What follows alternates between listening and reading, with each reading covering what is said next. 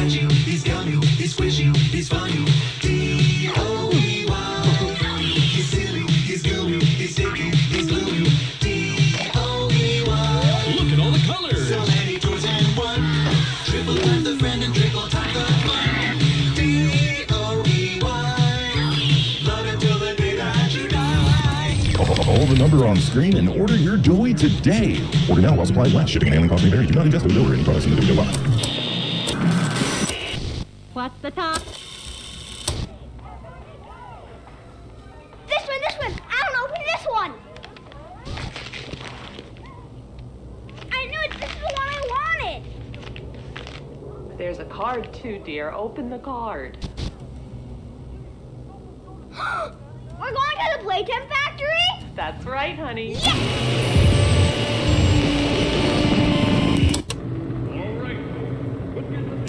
Jack, don't wander off. Stay right here with them. He's not listening to a thing I say, is he? Not even a little bit.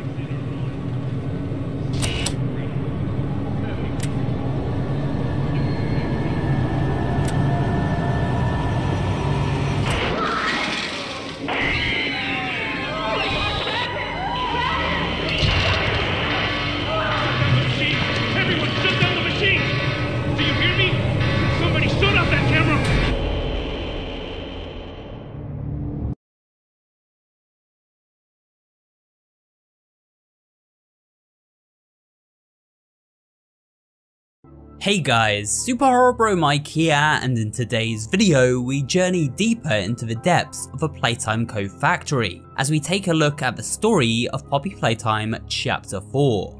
This video will walk you through the narrative events of this latest entry in the Poppy Playtime franchise, as well as explaining some of the mysteries contained within by taking a look at various notes and audio logs. However, theory talk will be reserved for future videos. The purpose of this story explained is to summarize the story on a surface level, condensing the events of this sprawling chapter into one easily digestible video. So sit back, relax, and let's explore the story of Poppy Playtime Chapter 4.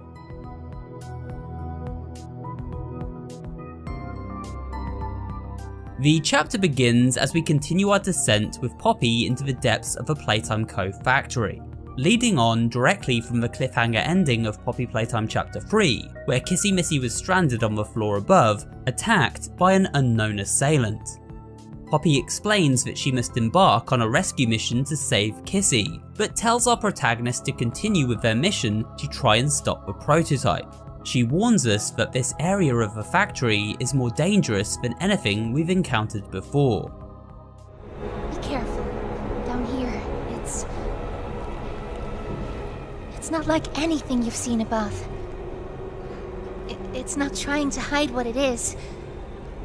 It's hell. And Playtime wanted it to be. Poppy instructs us to follow the red smoke pipes as they will guide us to our intended destination.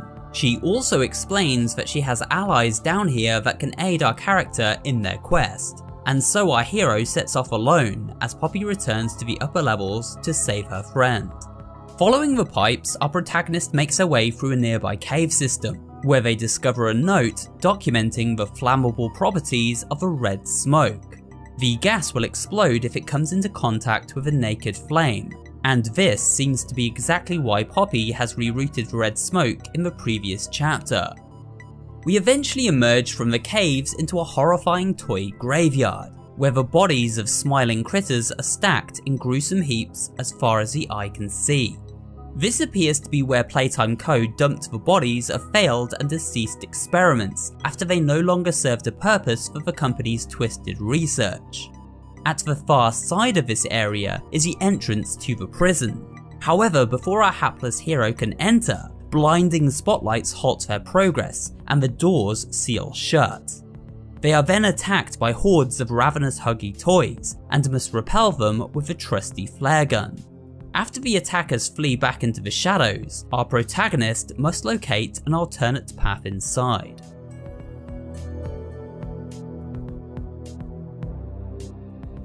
As we continue to explore the graveyard, we come across several journal entries left by one of the orphan children at Playtime, a 12-year-old named Riley.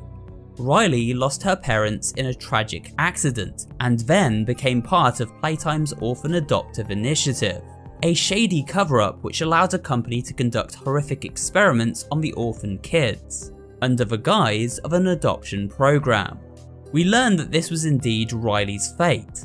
She was deemed a suitable candidate for testing and eventually ended up in the body of a living toy. These notes explain the morbid process of transferring a human into a toy body, and how the procedure was both physically and mentally damaging. We later find the remains of what we assume to be Riley, guarding a key to the prison train, which she hid in an attempt to stop her fellow orphans from meeting the same fate that she did. The prison is where many of the orphans were held captive until they could undergo surgical procedures to turn them into living toys. It is also a location where many of the bigger body experiments were locked up for observation and testing. After cutting through the cave system once more, we come across a train station leading directly into the prison. At this moment, we get a call from our mysterious friend Ollie, who warns us of the dangers ahead. Hey, it's me again, Ollie. Everything you've seen out here, the piles, the dead, they all came from inside. Believe me, everything Poppy said about this place is true. It's hell. While exploring the station, we stumble across a VHS tape, which records a conversation held between two prison security officers. From listening to this conversation, we get a sense of just how cruel and twisted Playtime Co. was in regards to the treatment of the orphans and living toys they became. Take a listen. You know what we get in the East? Toys banging on the walls, crying for their parents, their counselors, whatever. It goes all day and night, and it just wears on you, you know? Know what we get in the North? Things.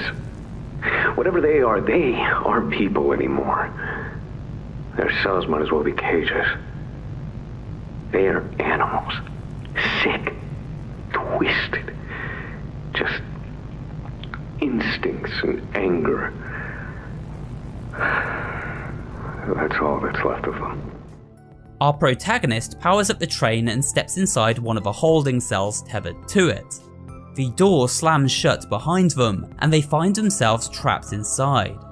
Then, a TV screen lights up, and a sinister voice can be heard. Now what's this? Do I feel something squirming its way beneath my skin? An invasive foreign little germ. Well, little germ, let's make a game of you. This is the voice of the Doctor, a mysterious overseer who seems to control everything down here. We are now trapped in his domain, and completely at his mercy, as he begins testing us just like the orphans that came before.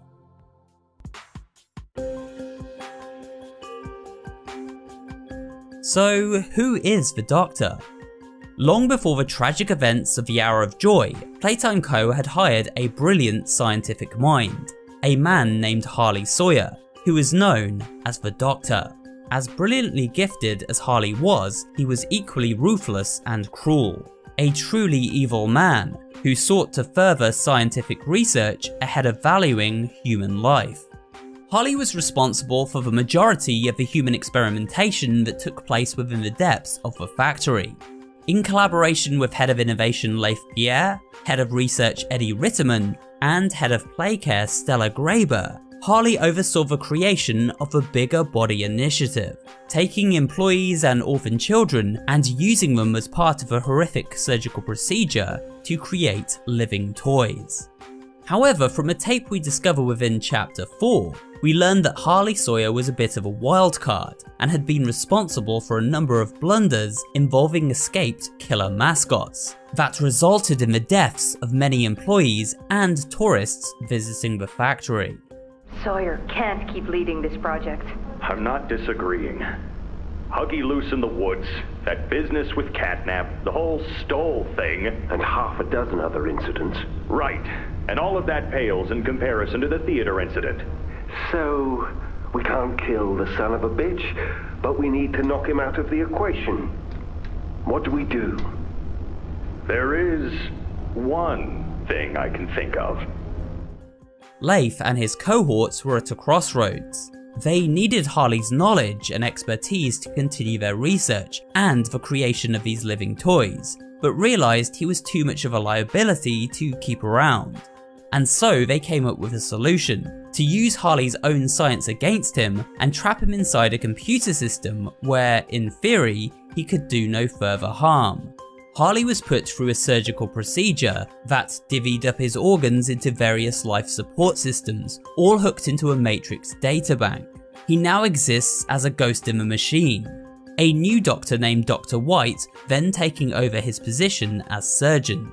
This next tape chronicles Sawyer's awakening and realization of his unfortunate fate.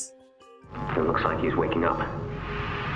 Where am I? What is this? Oh no. They didn't. Those backstabbing traitors. From now on, you're here to give the lab boys answers when they need them, and carry out procedures when and how we tell you to. That's it. You'll die for this, Leaf. When I get my hands on you, you're a dead man! Harley was furious and felt betrayed. He vowed revenge on everyone who had wronged him and formed an alliance with the mysterious entity known as the Prototype. Together, the two plotted to put into play a plan, one which would allow the bigger bodies to overthrow their creators and run amok throughout the facility. This now known as the Hour of Joy, where almost all the Playtime staff were brutally killed. We get a rough idea of how this plan was executed by listening to a VHS tape documenting a conversation between the prison warden and the doctor. The Prototype had escaped containment and was attacking prison security. The warden was the only staff member with security clearance to unlock the exits, but knew that he would never be able to make it to the surface in one piece. So the doctor manipulated the warden into handing over his access, by promising that, if he did, his survival would be guaranteed. What? The Omni Hand. If you give it to me, I can get you anywhere. I'll have control over everything. I can shut some doors, open others. I can make you a pathway that leads right to the exit. I don't know. If you want to wait to get torn to pieces, that's your prerogative. But look at your immediate options, Warden.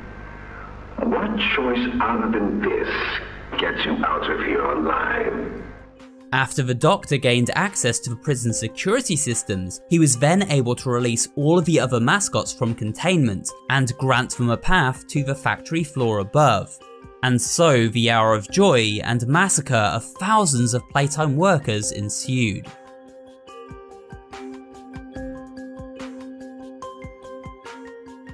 Back to the current day, and our protagonist reaches the prison. They escape the holding cell and begin to explore this hellish locale. Here we encounter a new form of smiling critter, known as the Nightmare Critters, who patrol the prison halls. The doctor even uses them to test our protagonist's survival skills as a horde of these critters attack while we are trapped in a small containment area. Also within this area we come across the Red Hand attachment. The Red Hand of course contains that all-important flashlight upgrade, which comes in handy as the prison is dark and oppressive to say the least. Following the red smoke pipes as instructed by Poppy, while also navigating a slew of death traps laid out by the doctor, eventually leads our hero to become trapped once more in an observation room. Here we are introduced to another of Harley's ill-fated bigger body experiments, a caterpillar-like creature known as Yarnaby. Let's try our hand at something a little different. Oh, Yarnaby.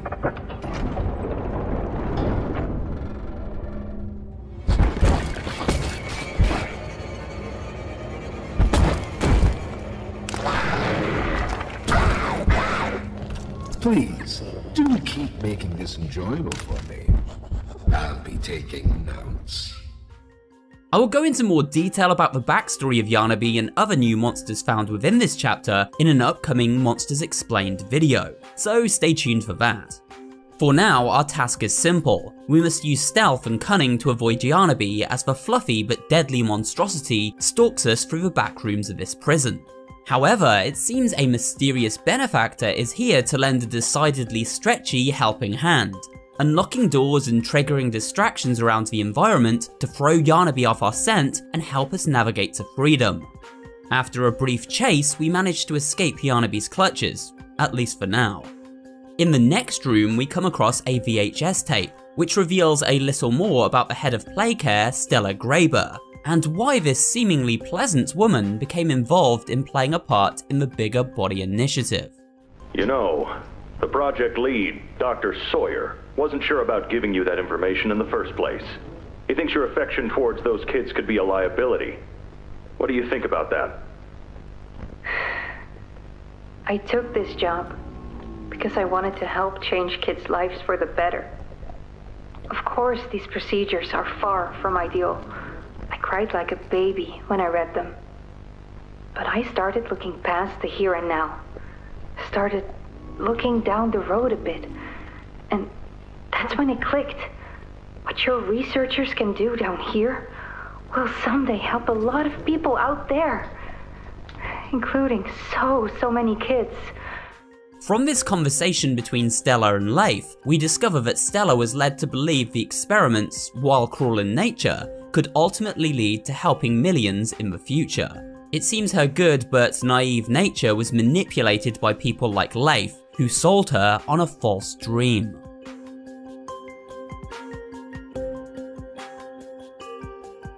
Heading further into the prison, our protagonist falls down whilst attempting to inch their way across a narrow ledge, and finds himself stranded in a holding cell at the mercy of another of the Doctor's failed experiments, the reptilian Pianosaurus.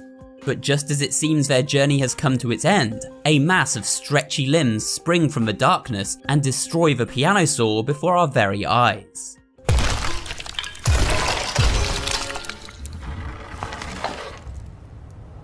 Now that hit the spot. I haven't eaten in weeks. Hiya there, pal. Don't worry, I won't eat you. I'm Doughy. I was told to expect you. This is Doughy the Doughman. While he is certainly capable of violence, Doughy is mostly docile, and we learn he is in fact working with both Poppy and Ollie to try and put a stop to the prototype's diabolical reign. But who is Doughy? Well, at the beginning of a chapter we witness an advertisement for this Doughy character, who seems to be some sort of putty-based toy, fully malleable and able to bend and stretch into many different shapes. Following on from this commercial is home video footage of a boy named Jackie, who receives an action figure of Doughy as a Christmas present from his parents, along with a ticket for a tour of the Playtime factory itself. Unfortunately, this tour ended in tragedy. While exploring the dough mixing room, Jackie falls from a catwalk and lands in one of the mixing tanks, where he becomes infused with the very dough itself.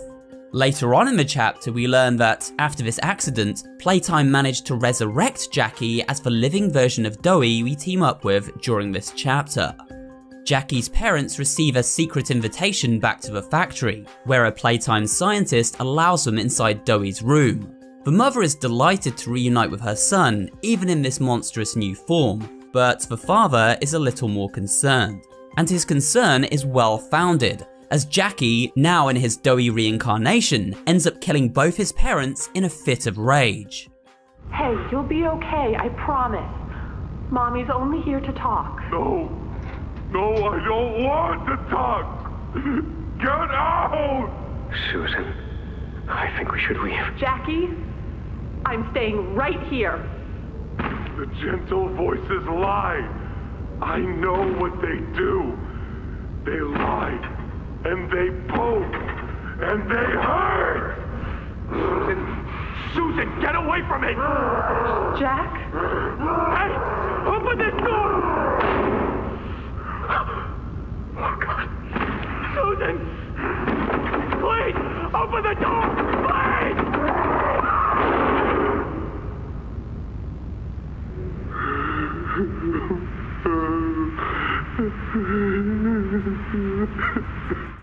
But why would he have done this? Well, you see, Dowie isn't just made up from one child, but rather 3 separate children infused together, and each of these children have their own personality and temperament.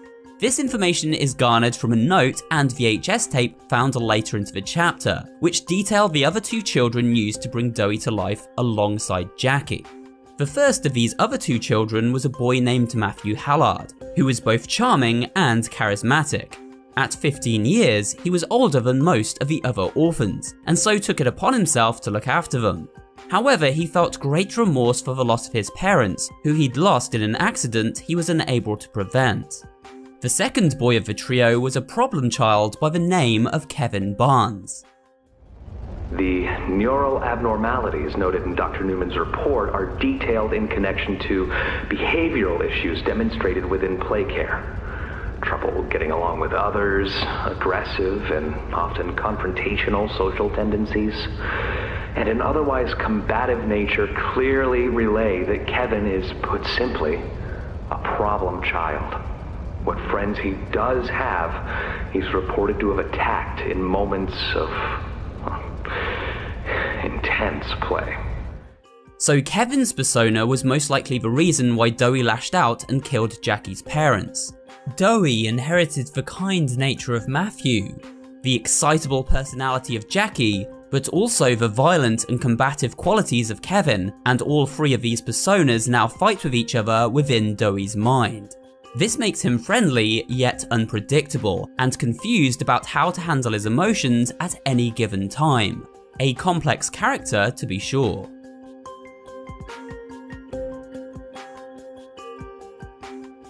We join Dowie as he guides us deeper into the prison towards a location he refers to as Safe Haven. Due to Dowie's dough-like genetic makeup, he is able to slip through holes in walls and squeeze through prison bars with ease. On the way to Safe Haven, we are reunited with Poppy and a seriously injured Kissy, who barely survived her attacker, but thankfully remain alive. Through the showers. We should be able to make it into the Safe Haven from there. We catch our first glimpse of the prototype, who seems to be a spidery mech-like creature, stalking Poppy and Kissy through the halls. It also appears that the prototype was in fact the entity who attacked Kissy during the finale of Chapter 3, and now has followed the duo into the depths of the prison. The 3 survivors finally reach Dowie's Safe Haven, where he is none too pleased to find they have led the prototype right to his door. What's going on? What's... Kissy! Goodness! What happened? We need to get her help! Now! Poppy? Is that really right? Take her to one of the beds. I'll check the defenses. See if something's still outside. Not just something. It's him! He's out there! You brought him down? We'll talk about this later. For now, I'll make sure out there is where he stays. Locking down Safe Haven. Kissy lays down to rest, while Poppy finally explains her master plan. The orphans weren't killed during the Hour of Joy. They were taken. They're below, in the labs. The prototype's home. They are alive, but sleeping. If we're going to free them, and stop the prototype, we need to plan for both. The plan is this. We'll fill the foundation with smoke, and line it with old mining charges. Then once you, me, and Kissy have freed the orphans, our friends here will blow this place sky high. That's our revenge.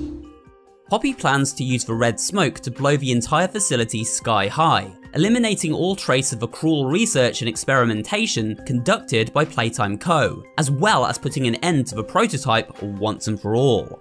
She also informs us that many of the orphaned children are still alive, and currently under the prototype's care. Therefore, they must be freed and led to safety before the explosion is set off. She then instructs us to speak with Dowie so he can explain the next step to put this plan into action. Dowie leads us into the auxiliary power room, where he airs his concerns with Poppy's plan for revenge. But I ask you to consider, if we throw everything away, everyone, just to kill the prototype, how much do we waste? I know the others might believe it's right, that we should bury everything, but let's just think about it. Dowie values the lives of the toys under his care within the safe haven, and doesn't wish to see harm come to them, despite them having no possible way of life on the surface world. In order to redirect the red smoke into the prototype's lair, we must use a backup generator located within this very power room. The catch is that to use the generator, we must first access it with a grab pack hand known as the Omni Hand, and unfortunately, said hand is within the possession of the Doctor. I need you to stop the Doctor, to take his Omni Hand. We'll need it for the generator, and if you want red smoke in the Foundation, you'll need it too. While exploring the safe haven before setting off to our next objective, we notice something very interesting indeed. You see there is a connection with the toys down here and Poppy. It seems she once lived down here with them and was a leader of sorts, but at some point was captured by the prototype and locked away in the case upstairs, where we first discovered her all the way back in Chapter 1. Unaware of her fate, the toys believed Poppy had abandoned them and that she is no longer to be trusted. What's Poppy doing here? I don't know, they just let her in. Why? That's inviting a whole lot of trouble we don't need. I mean, how do we even know we can trust her this time? We don't know, so let's just be careful. We also discover one of the more intriguing VHS tapes of the chapter, simply labelled Ollie. This tape contains a conversation between Ollie and Poppy, where we hear Poppy in a distressed state as Ollie tries to calm her. I'm nothing now, Ollie. No one. I'm a thing. And nothing they can do to me hurts more than that. You're not nothing to me. You're Poppy. And talking with you like this, I know it doesn't make any of what they do right. But it makes me feel like a piece of me is still here. No matter how small they try to make it. I'm here, Poppy. For you, I'll always be here. It seems as though Ollie was a true friend to Poppy, someone who she trusted while at her most vulnerable.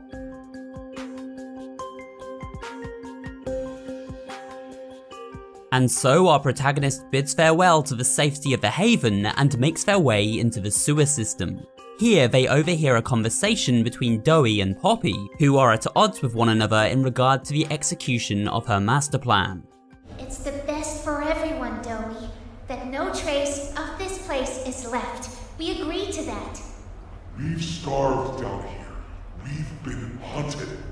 And now you're asking us to burn everything? All of us? We've made our life protecting these toys. And they've saved us in more ways than one. I wish there were another way, Dowie. But I just don't see it. After navigating the sewer system, we emerge in a mine shaft. As they explore the mines, our hero is once again ambushed by the relentless Yarnaby, who begins stalking them through the eerie tunnels and maintenance areas while they desperately try to restore power to the exit. After avoiding Yarnaby's detection and rerouting the power to the exit, our protagonist continues on, but just as they begin to leave, Yarnaby picks up their scent and gives chase. The protagonist uses a chain to swing across a fire pit as an eager Yanabe follows in hot pursuit, inadvertently snaring itself on the chain in the process and catching on fire. Yanabe then falling to its death in a blaze of glory. We then reunite with Doi, who helps unlock a door leading into the Doctor's lair. As Doi opens the door, he accidentally triggers a trap set by the Doctor that expels a freezing compound from a nearby pipe. Ice-cold temperatures are Doi's kryptonite, as they cause him to freeze into a solid, immobile form. Luckily, our protagonist is at hand to shut off the compound, thawing out Doi in the process.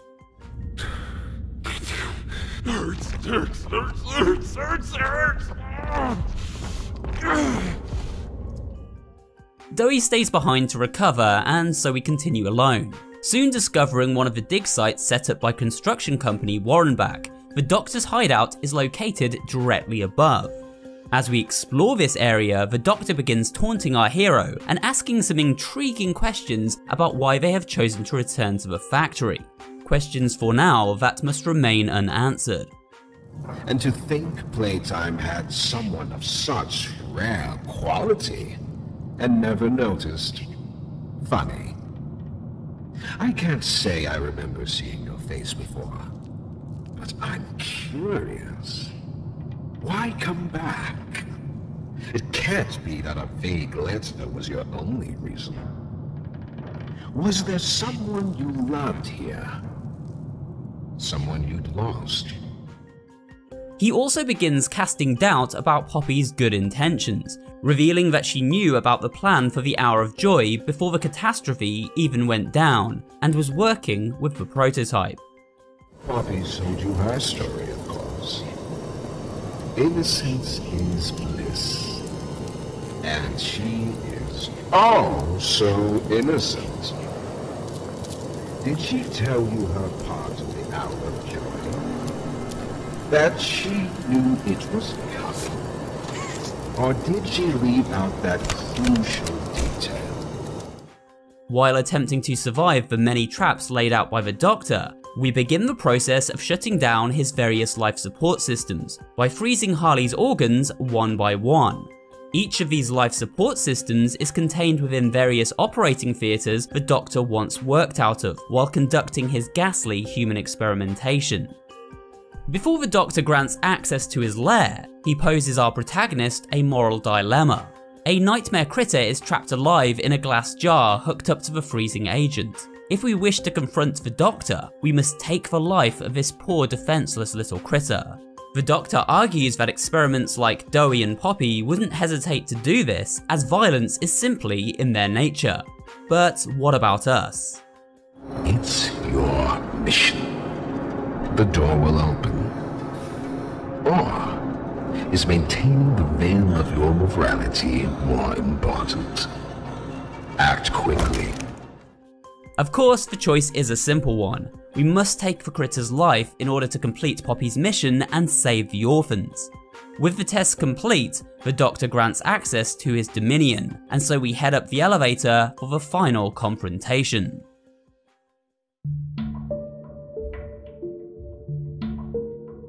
After ascending the elevator shaft, we finally reach the Doctor's location and witness a giant electrical machine in which his main consciousness is contained. But life is never that simple, and there is one more trap the Doctor has in store. We are plunged into a dark pit by one of the many robots that Harley has taken control of, and find ourselves confined to the server room below. Here we must power up the exit gate by locating 4 fuses and plugging them into computer terminals in the central hub. All the while we are hunted by the Doctor's robot army. After surviving this ultimate gauntlet, our hero returns to the upper levels and finally shuts down the Doctor's life support system, vanquishing him once and for all.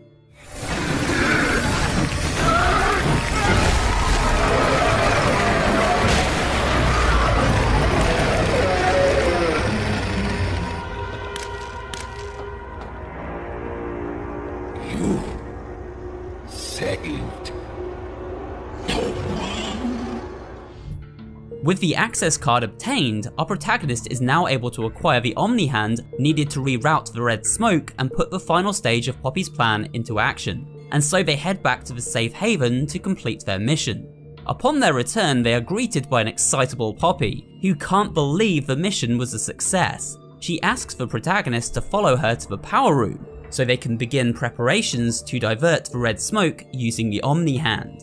While speaking with Poppy and Doey, the trio receive a troubling phone call from Ollie, who explains the prototype is heading straight for them. He's outside! Ollie! He's outside! You need to distract him, Doey. Please, keep him away from here. Without the generator! I know, but he can't get in here. Not now. Just buy us some time. Ollie, if you can hear me, work with our friend here. Aye, aye, Captain. Doey heads outside to try and distract the prototype, while Ollie guides the player through the 3 steps necessary to repair the generator. But we must act quickly, as while taking it offline to conduct these repairs, the safe haven's defenses will be shut down, leaving the place vulnerable to attack. With Ollie's guidance, the generator is soon repaired. However, Doey is nowhere to be seen. Poppy instructs us to head to a location known as the Foundation, where we can plant the explosives and blow up the red smoke. Head for the Foundation. Plant the explosives. Meet back here after. We'll go over what comes next.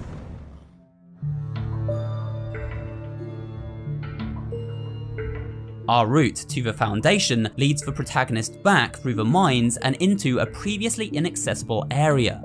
Here they must avoid hordes of nightmare critters as they navigate the maze-like mine tunnels in search of 4 sets of dynamite. Each of these explosives must be carefully secured to 4 weak points throughout a filtration room where the aforementioned red smoke is being pumped. Upon redirecting the red smoke and planting all 4 sets of explosives, we are ambushed once again by those pesky critters and forced to flee the scene, taking a nearby elevator back to the mine entrance.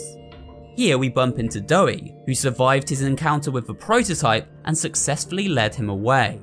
At that moment, an explosion goes off at the safe haven and Doey rushes off to investigate. Upon reaching the hideout, we find it in a state of ruin. The prototype managed to gain access to the safe haven and used an explosive charge to blow the place sky high. Doey's friends now lying dead beneath the rubble. In this moment, he sees red, and the violent persona of Kevin takes hold. He killed my friend!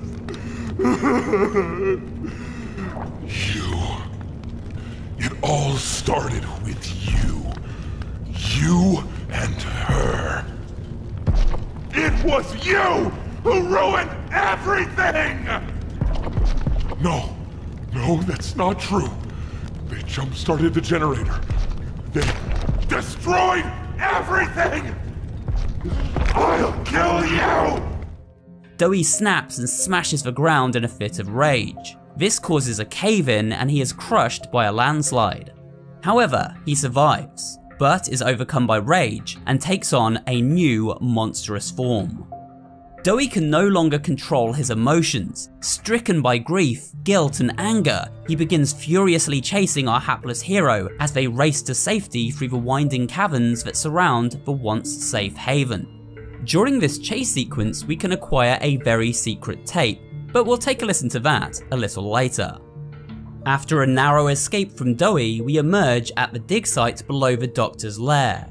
Monster Doey catches up to the protagonist, and with no place left to run, they are forced to fight. As Doey pursues us, we hear the conflicted personas of the 3 children trapped inside him, crying out in pain and anger.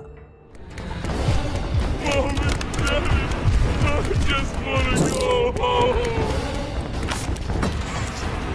Just want to play a little longer. Too loud!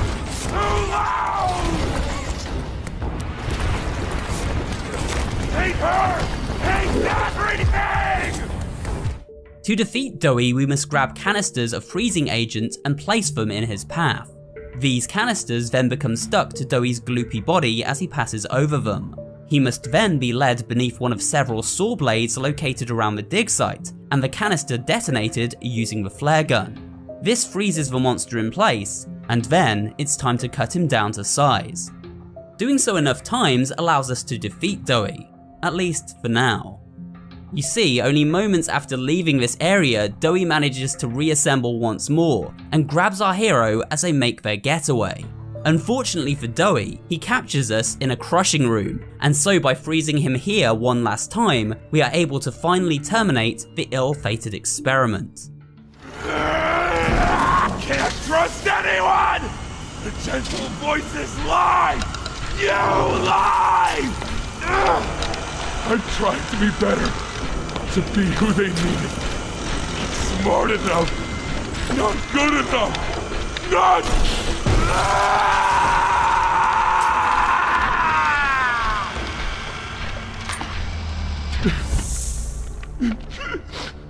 I'm sorry. I'm sorry. Shortly after this confrontation, we discover an audio recording left behind by Dowie that sheds a little more light on how his splintered personality works. It seems he genuinely had good intentions, however exposure to increasingly dark and depressing events caused him to have trouble keeping his cool. For the past few months, the fighting's been bad. Real bad. I've, seen a lot of stuff I probably shouldn't. It's been hard to keep my head straight. The others, they look to me to know what to do. Also in this post-boss area, we find a red VHS player, where we can finally check out that secret tape collected as we fled from Dowie. The tape is an audio recording from Poppy, where she explains that despite her hatred for the prototype, she knows he is right, and the living toys can never leave the factory. Prototype says we can't leave. Not now, not ever. I hate him, and I hate this place, and I hate that he's right. He explained everything, and he's right. What they did to us, we can't ever let it happen to us or anyone ever again. The tape also confirms one of my own theories, that Poppy is in fact the daughter of Playtime co-founder Elliot Ludwig. I wish you were here, Dad. I could really use one of your talks right about now. You'd know what to say. When you were running this place, you always knew what to say. I miss you.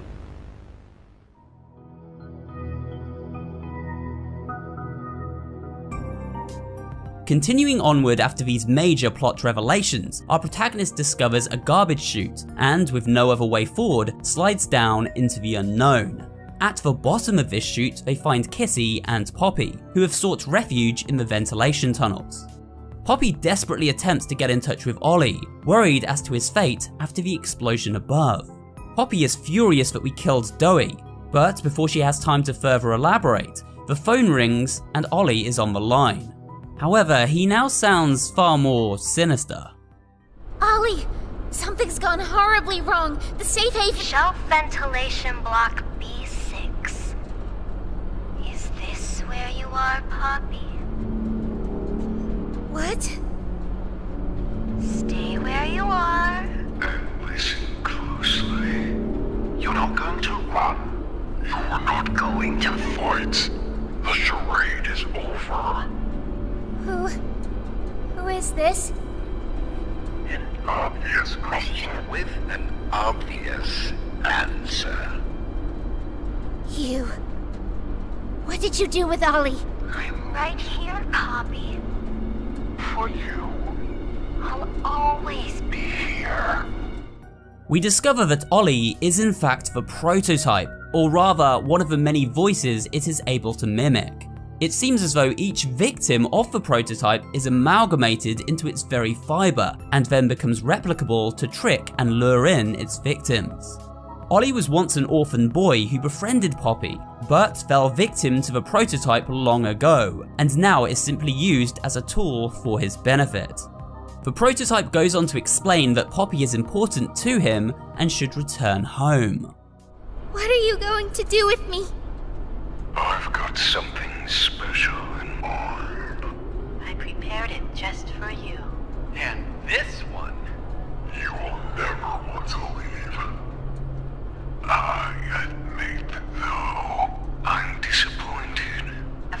that time in your case, I'd hoped you'd see things differently.